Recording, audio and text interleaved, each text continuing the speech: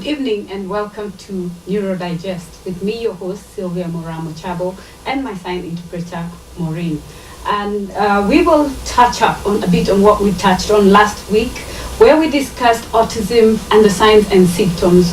We touched on the behaviors of an autistic person. We touched a bit on the medical concerns like sleep, insomnia, jaundice, and the seizures that children could be having at an early age, and their lactose intolerance. We also looked at the developmental disorders that we might experience as persons with autism. These are the milestones that we expect when a child is 9 months, 18 months, 12 months, and 24 months. And we noted that we need to pay a close attention when we notice that our children are not reaching the milestones as is expected in terms of their sensory responses, social behaviors, their verbal milestones, and behaviors in general where they're in social settings. Those expectations are some of the key things that we look at to give us a hint that a child could be autistic. Today we will be diving a bit deeper on trying to see how do we actually look at autism conclusively. We've said it is a spectrum, meaning that there are very many things that could be showing signs of someone being autistic, and that not one person is equal to the other in terms of the signs and symptoms that they display. And let's just touch a bit on some facts files on autism. Did you know that 1 in every 59 persons has autism? And apart from that, when it comes to the ages, that in Europe, we have early diagnosis as early as 18 months, while in other minority backgrounds, that is Africa, Asia, and the likes, we have diagnoses as late as 4 to 6+ years. This is something that needs to be looked at, and that's what we're doing this awareness, so that parents are able to identify and take their children out to be checked in good time, because early diagnosis is what will help a child get help in good time, meaning that they'll be able to deal with the signs and symptoms and be able to live a better life, depending on which area of the spectrum that requires most attention. Then, apart from that, did you know that boys are 4 times more likely to get autism than girls? If you did not know, now you know. Now let us touch a bit on causes of autism. This has been quite a great debate all over the world that is still ongoing, because there is no certain cause of autism. Very many people have said different things about why people become autistic. And if I listen to all the different mothers and their stories, there are similarities, and everyone has their aspect of why they think that their children became autistic. Because screening of autism and diagnosis of autism, it being a spectrum, is very difficult, because it's not like malaria where you go, take your blood sample, and it's either positive or negative. And also autism also takes time, because you can have your checks because of the delayed symptoms at around 2 years. You can be able to check. Then around 4 to 6 years also you get the affirmation. And then we have the Asperger's, which comes around 7 to 9, which is also a part of the 3 levels of autism. So with that in mind, we have people discussing about vaccines. That vaccines could be cause of autism. Different scientists have tried to prove it differently, that the people who have autism, if you look at the content of their stomach, there is a certain aspect of a chemical that is found in vaccines that is found there, while others do not believe that vaccines contribute. We have the genetics, the history of a family, where you find if one child has autism, tendencies of another child that you give birth to having autism is high. So that means you need to pay very close attention once you have one child who is autistic. And the other thing we have is environmental characteristics. We know that we are having a lot of climatical changes, and if we look at the statistics of autism, it has risen very fast, and for it to be right now at 1 to 58 currently, as of the latest statistics that we have under CDC. When we look at most parents who I have personally engaged with, you will find that a lot of the parents whose children are autistic have similarities of children being born before term. This means they were premature. That is one of the aspects that we have also noted that is very high. And the characteristics of also what surrounds the reasons of why the child came early, like delayed labor, drained amniotic fluid, such things that hinder the most conducive environment of a child when a woman is pregnant, are some of the things the stories that we've had on the ground. In Africa, we're currently having the age of 4 being how early we are able to diagnose autism, which is a bit late, considering that the child's brain stops developing most of the time around 9 to 10 years. So that means you have a shorter period to actually work towards the brain development of your child through the various means of supplement and actually training of the brain so that the child gets to take in a lot of the information. And don't forget, engage us, ask your questions on our Twitter handle, Mora, Sylvia, or Andy Speaks 4, or Science TV. And you can also interact with us on Instagram and also on Facebook. For any of the questions that you could be having, engage with us, and then we'll be able to answer the questions that you could be having, even from the previous episodes that we've had. If there is anything that you'd like for us to touch back on, ask, and we are here for you to help you with that. When we look at the diagnosis of autism, we shall invite an assessor sometime soon to come and get deeper into that, because there are different ways of different standards according to the various parts of and various scientists and doctors who use different ways of diagnosis. Some that have been a source of argument, others that parents have at least tried to adopt. But today we're going to discuss it in a different angle. So don't go far. We'll go on a short break, and then we'll be right back as we dive into the various ways of how we look and how we get to verify that a child is actually autistic, apart from the various signs and symptoms that we have discussed. Stay tuned, and let's see you shortly.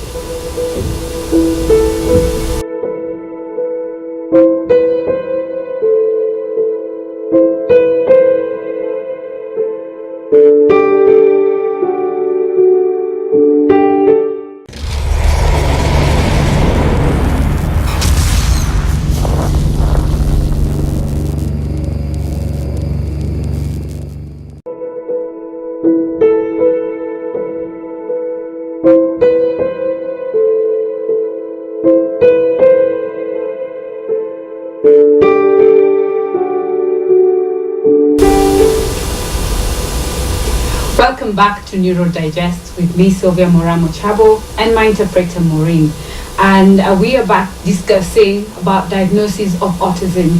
Remember, we had mentioned about the behavior characteristics, developmental and medical concerns, that as 3 of the aspects when you're looking at the autism spectrum disorder to be able to get a definite diagnosis or if a child is autistic. Now we will get deeper into this. What exactly is looked at when a child is being diagnosed? Normally the diagnosis is usually done by an assessor, and after an assessor you can also go talk to a psychologist, a pediatric neurologist, to be very specific, because there are tests that they have to do. But let us go into this step by step. We usually encourage early diagnosis for the fact that the earlier you detect autism, the better it is for a child to have an easier life and to be able to adapt to all the changes that come along with it. So the diagnosis process, when one goes to the doctor, you spend a couple of days or actually hours in a day as you try to understand the child. We put them in different environments and see how it is that they interact with the various items and people, and also object reactions and physical.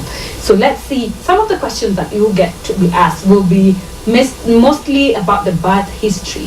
So the doctors will usually very keen on exactly how your pregnancy went, from the minute you discovered you're pregnant to all the 3 trimesters, and if there was any difficulties, so that they're able to identify if anything was amiss. Apart from that, there is also the past medical history. They like to know you as a parent, your husband. Do you have any history of any chronic illnesses like asthma, bronchitis, diabetes? These are some of the questions that the doctors will always ask you. Then we have the comprehensive review, where they will ask all the general questions about your lifestyle and if there was any trauma the time you were carrying your pregnancy and stuff like that, to look at the general aspects of the child's growth. And then we have the social history. This is where they will try and find out, how is your child interacting with other children? How do they interact at home? Who are they attached to? What toys do they like? What exactly do they like doing during their free time? And when you take them out to spend time with other people, how do they react? Do they interact with everyone else, or do they go and get isolated? How do they respond to the expectations of emotions? Like when you go tickling a child, do they tickle back? The eye contact, like we had earlier mentioned, and also the goo goo gagas that usually children show, in respect to when they're happy, when they're sad, because some autistic children actually do not respond to emotional situations. Like you expect them to laugh at something, they just blunt, they'll just stare at you. And then we have multi-generational family history.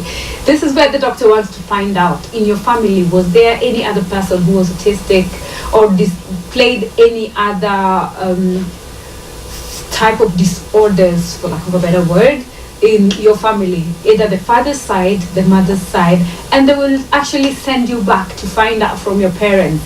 Is there anyone who was autistic? And you go down, is there anyone who had issues like convulsive epilepsy or convulsive disorders and stuff like that? Because these are some of the ways that, remember we had mentioned that autistic has shown tendencies of being a genetic disorder. So when they seek to find your family history and they find that there was someone down the line in your generations, your fathers, your forefathers, who had suffered from any of this, then it would explain why your child is autistic.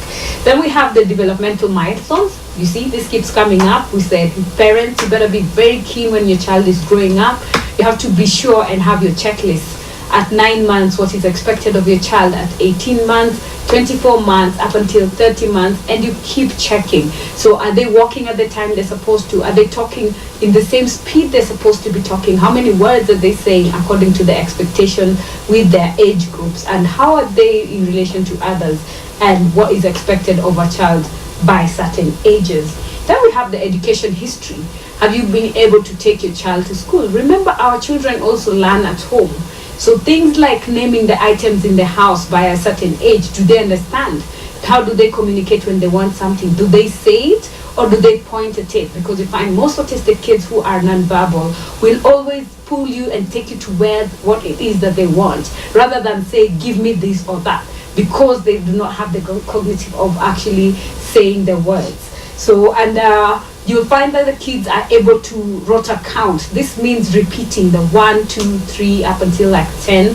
So when they can say that after you give them the cue to start, like you say 1, will the child take it up and continue saying it? And actually just identifying photos also, like if you remove a photo book, are they able to read the actions? Are they able to tell you this is a cow or a cat, or this is a farm, this is a car? Such things, those are the educational history that we look at.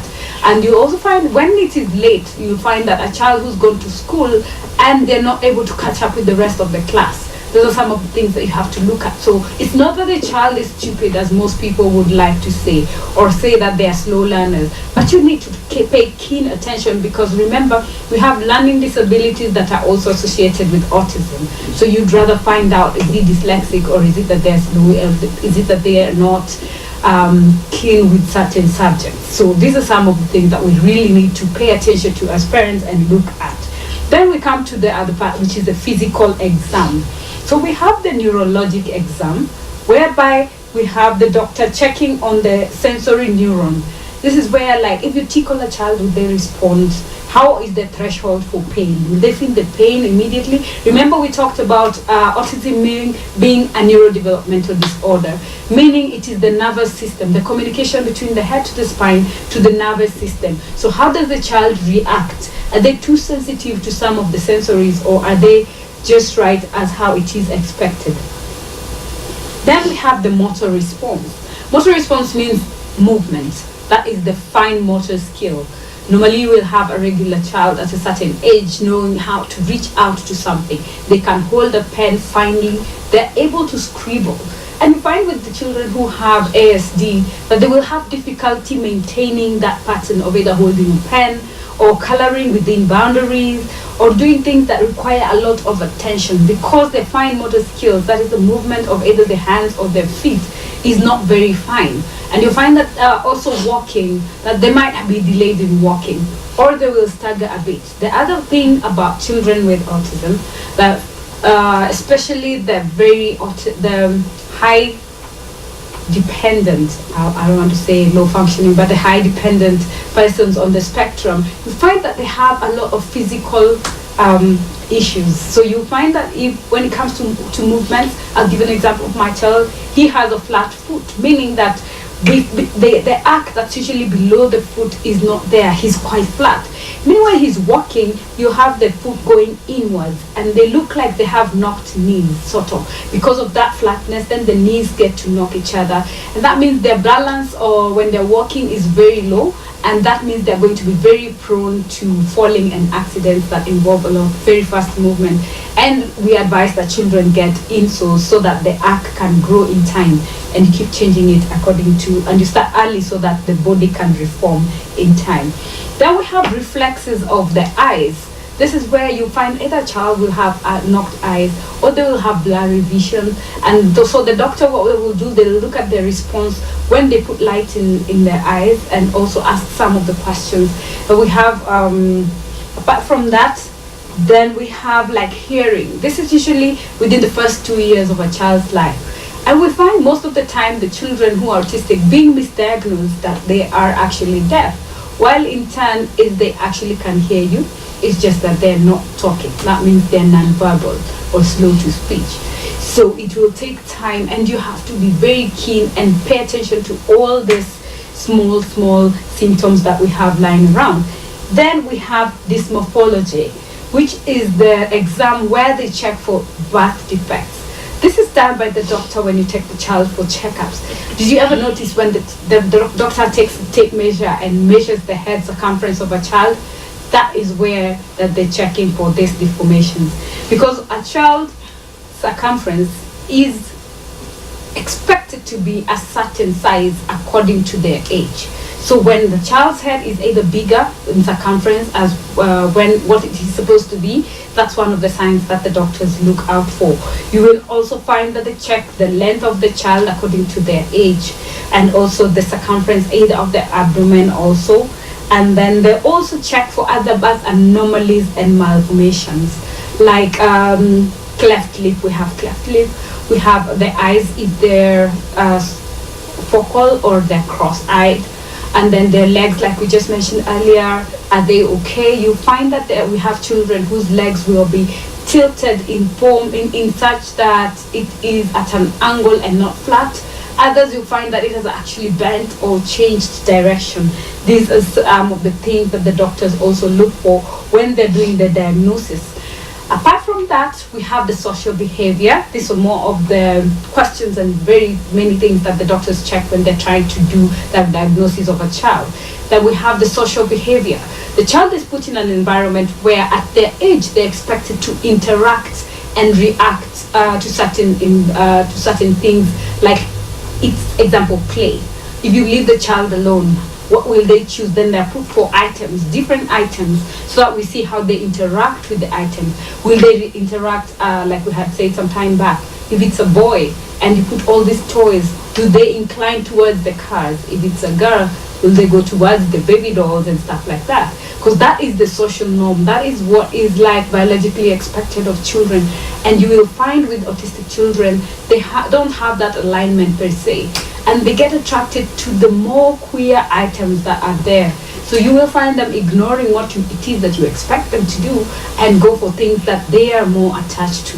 Then we saw also the attachment of odd objects. You find that when they're in specific areas, they would like to have a specific item with them all the time. These are some of the other behaviors that now you as a parent, when you go for this analysis, you were supposed to be informing the doctors during the Q&A session about their social behaviors, apart from the amount of time that they shall be exposed to these items and the social setting, so that we are able to see how do they interact.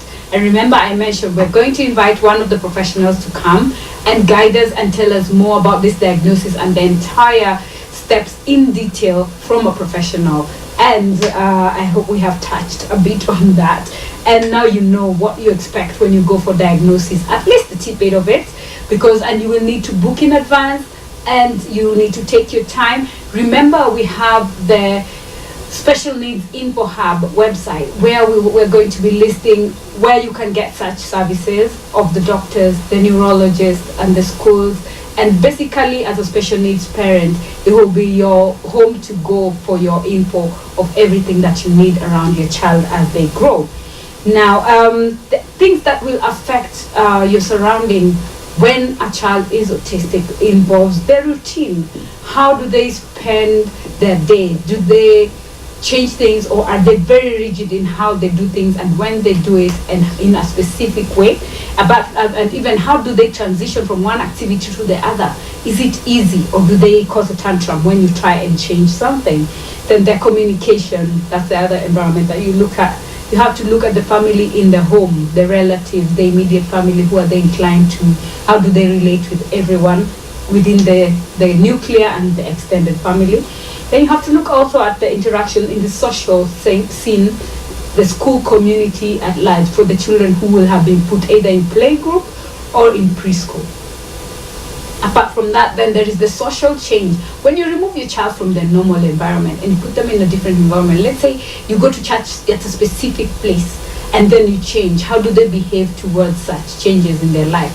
These are some of the things that we also as a parent can take note of, and to help in trying to identify if your child is autistic or not, because all this, remember we said, it's a spectrum.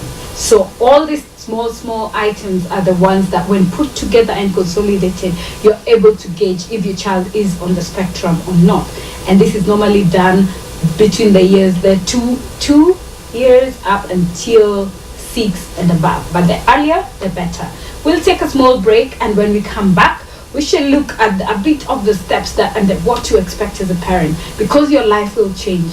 It is not easy when you get your diagnosis. So what do you do? Who do you run to? What do you expect from the community? How do you handle it as a parent, as a family? Who do you tell what? Because trust me, it is a life-changing moment for you. We'll try and just help you walk through it. And so don't go away, and we'll be right back with me, Sylvia Moramo Chabo, and my interpreter, Maureen Maeda. So stay tuned and stay with us.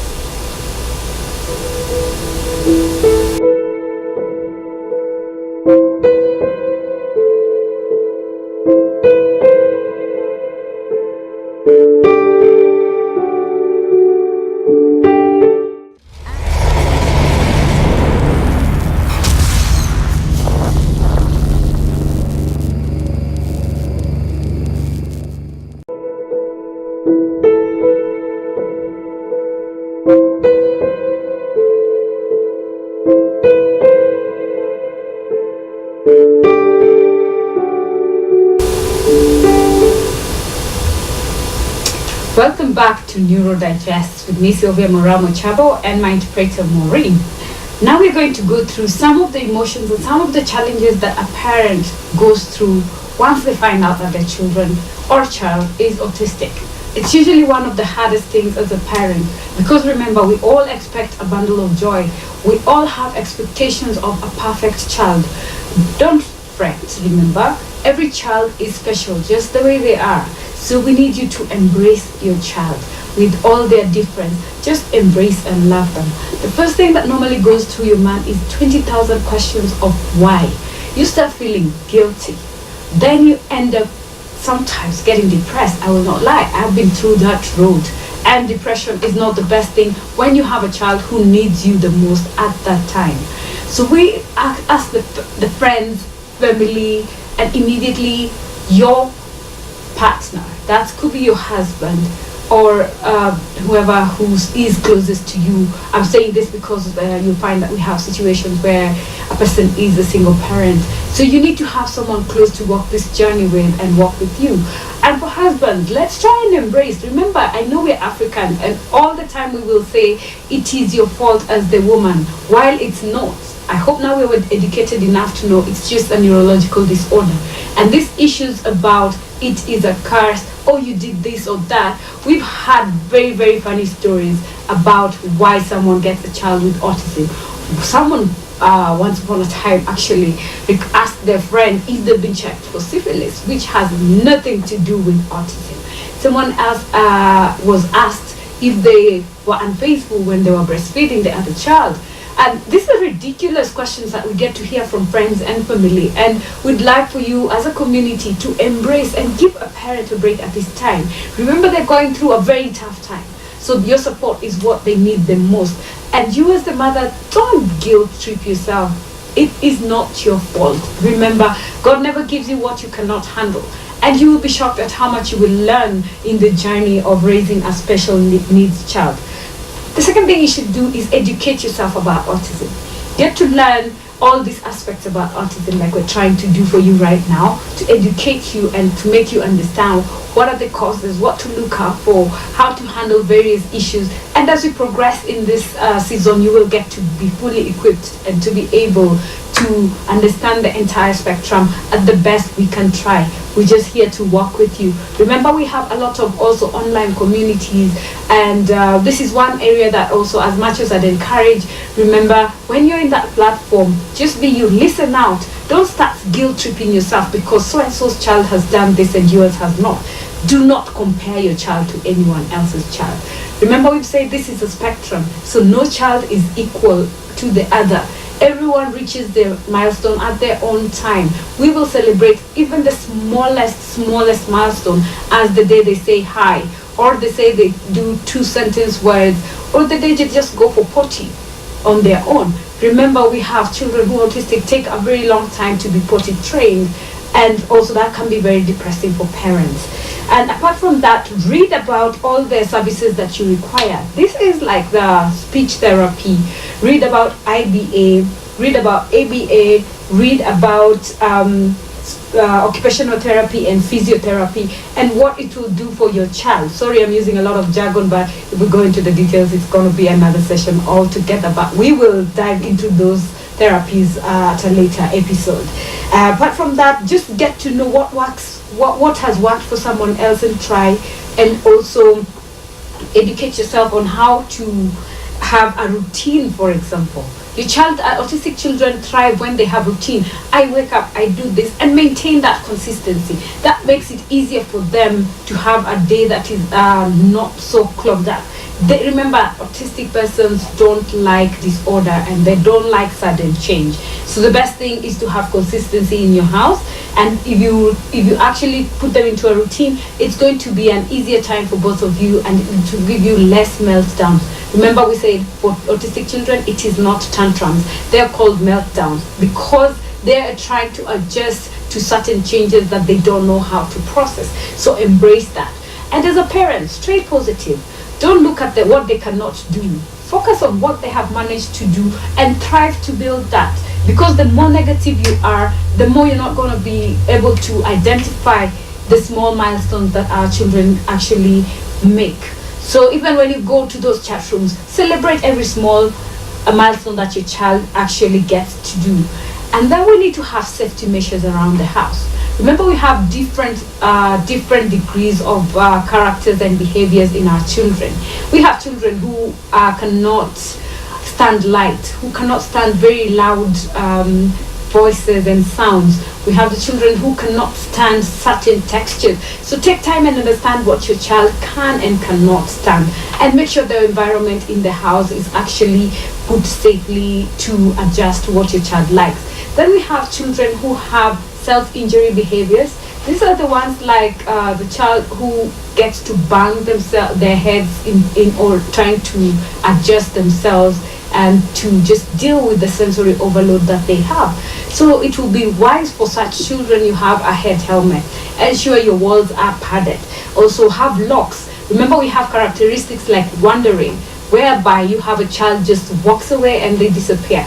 We've had so many cases where children get lost, and remember, they're non-verbal most of the time, hence they cannot tell you who they are or where they come from. So as parents, ensure your locks are well done, and that you have gates in the necessary places. Keep them off the kitchen until they're old enough and they understand the dangers. But remember, we also mentioned that autistic children sometimes have a high sense of pain, and apart from that, that their sense of fear could be lacking. lacking in that they would not know that if it's a car, I'm supposed to step away from it. You'll find the child going towards the car instead. So these are some of the things that we have to make sure that we try and tell them, try and illustrate to them that they need to keep up. So you have to work on your child. Then you have to also, all the things that we read, check your sources. Check your sources. Remember, Google is your friend, but it's not everything that you read is true. So you need to do your research and be patient with your child. Take time to get to know them. Take your time to also help them attain milestones like potty training, the walking, as slow as their speech will be coming. Walk this journey with them. Only then will you be able to appreciate every small milestone that they achieve. Then the other thing that we most likely like doing as Africans is locking our children up. My fellow parent, please, this is not the way to go. We know that in our rural areas, the parents do not understand, and we end up locking our children because of the stigma that we go through, because of how people make fun of our children. And in other areas, for some of the parents who raise their children single-handedly, you have the battle of, I cannot afford daycare, I don't have anyone to leave my child with, so I'd rather lock them up and go and try and fend for them. But just go out, let people understand. That's the only way people will be able to understand what you're going through. That's the only way people will be able to embrace your child, because they will have seen the child, they will have understood how they behave. There will actually be that extra help that you need. Because if I find your child outside and I understand that they are autistic and maybe they're non-verbal, or they have self-injury behavior, or they're wanderers, I'll be able to take your child back in. But if I am not informed or I've never seen the child, I would not know what to do as a good neighbor. So we encourage you to make sure you go outside. I'll give you a story. There's a lady who went to church with the baby, and the child decided today is the day we're removing our clothes. So you can imagine your child running, mumbling things from the end of the church all the way to the pulpit, and starts jumping up and down, while the younger brother runs behind him saying, "No, we don't run naked in public." So you can imagine yourself in such a scenario. It can be quite embarrassing. And the special needs parents, we grow such a thick skin that such things happen, and we just walk straight up, take them, clothe them, and go sit back like nothing happens, while deep down inside, oh God, we're dying. We actually practically die. So you'll just rock up the next day like nothing happens, and that's how you soldier on in all these embarrassing situations. I will always have times when you get overloaded, because raising a special child is a lot of work. Those moments will come, and don't be afraid to ask for help. Don't be afraid to ask for help. Make sure you have that inner circle of people who will always be at a phone call away, that if you just say a certain code, they will understand what is going on and come to your side. It is not easy, but remember we said you have to educate those who are close to you, your family and your friends, so that way they will also be able to understand your child, they'll be able to embrace the child and be able to deal with the different situations that may arise depending on the various behavioral characters that we have in the autistic spectrum. So do not just sit and wallow in sadness and get depressed over nothing. Just talk to somebody. If you need one day off, tell someone, I need you to sit in for 1 hour. And it's not just go to, take yourself out for a day, the spa, or go sit with other women and have an adult day and laugh and just be just you. Like if you're Sylvia, I'll be like, it's a Sylvia day. I do that a lot. I've set my week in a way that I've programmed it. I have work, I have my children in the day, I have split my time. There is the days that Sunday, I know it's the day with my kids, so I brace myself the day before. Saturday and Fridays, end of day is me time. So I take time to be an adult. I take time to be myself with my friends, so that when Sunday comes, I am so geared up that I have missed my kids and I want to spend time with them. Not that it's ultimately that you cannot spend time with them even on Saturdays, but at least once a month I have to make sure that I have that time fully to myself. That's the only way you can keep sane, because it can be a handful.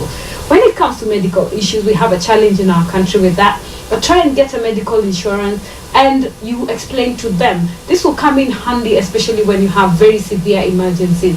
It might not last for a long time, especially for parents whose autistic children have medical conditions.